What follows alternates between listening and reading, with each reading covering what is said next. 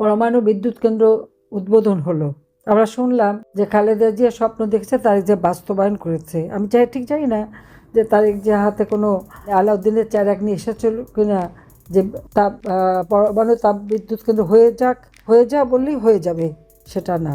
এর জন্য অনেক আয়োজন লাগে। 1961 সালে পাকিস্তান আমলে একটা বাজেটে বলা হলো দুটি পারমাণবিক বিদ্যুৎ কেন্দ্র করা হবে, একটা হচ্ছে পূর্ব পাকিস্তান, একটা হলো পশ্চিম পাকিস্তানে। ওই নামটা শোনা হলো। এরপরে জমিটা নেওয়া হয়েছিল, 62 সালে জমি নেওয়া হলো আইয়ুব খান আমলে, কিন্তু বিদ্যুৎ কেন্দ্র হয়নি। কারণ তখন বিদ্যুৎ কেন্দ্র দুটি হয়ে গেল পাকিস্তানে, পশ্চিম পাকিস্তান তখন, সেখানেই দুটি বিদ্যুৎ কেন্দ্র।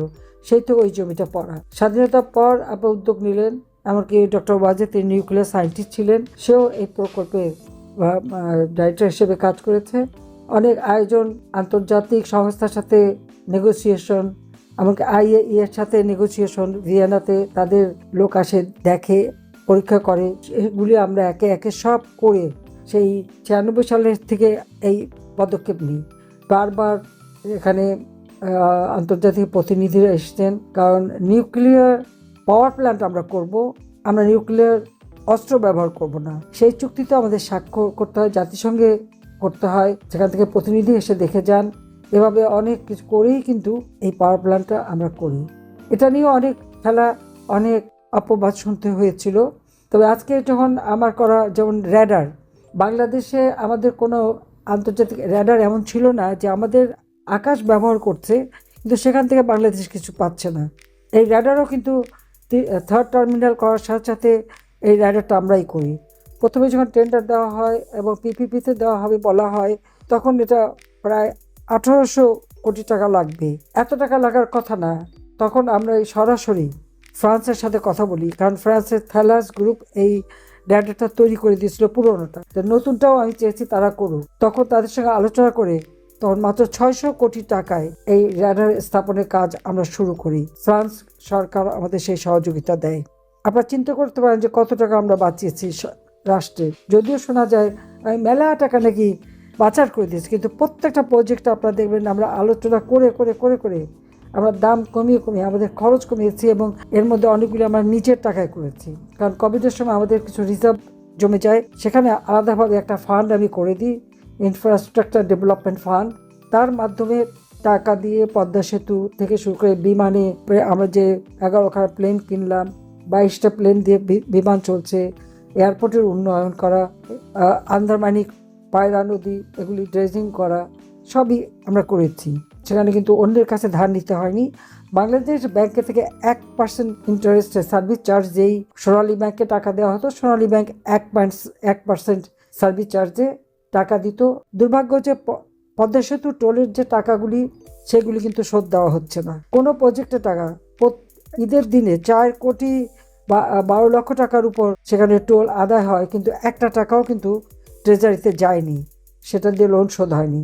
বাংলাদেশে এখন বিভিন্ন জায়গা থেকে যত লোন নিয়েছে, কোনো লোনই কিন্তু ইউনূস সরকারও শোধ দেয়নি, তারেকও দিচ্ছে না।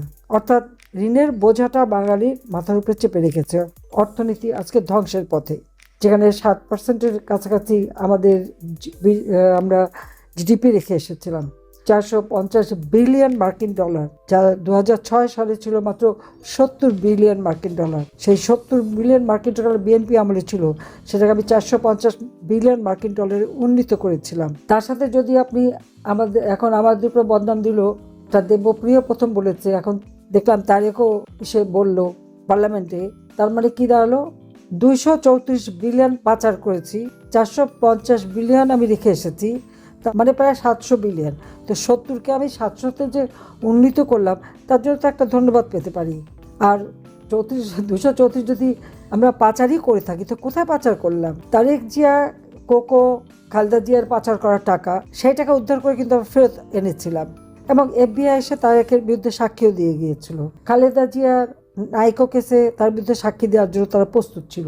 এখন সেই নাইকোতে লয়ার থেকে শুরু করে সবার বিরুদ্ধে মামলা। অর্থাৎ এই চুরি ধরা হলো কেন, দুর্নীতি ধরা হলো কেন, এটাও অপরাধ। কিন্তু এখন যে সব দুর্নীতি হচ্ছে, ওটার জন্য কিছু আসে যায় না। এটা হলো বাংলাদেশের অবস্থা। এই অবস্থা থেকে বাংলাদেশকে মুক্ত করতে হবে। তো আজকে এই পর্যন্তই, কিন্তু প্রশ্নগুলো এখানেই শেষ নয়। এই দেশ, এই রাজনীতি, এটা আমাদের সবার। আপনি, আমি, আমরা সবাই মিলে গড়ে তুলব সচেতনতার একটা মঞ্চ। আপনার ভাবনা, আপনার চিন্তা এবং আপনার মতামত আমাদের দরকার। তাই কমেন্টে লিখে জানান এই মুহূর্তে আপনি কি ভাবছেন এবং আপনি কোন দিকে তাকাচ্ছেন।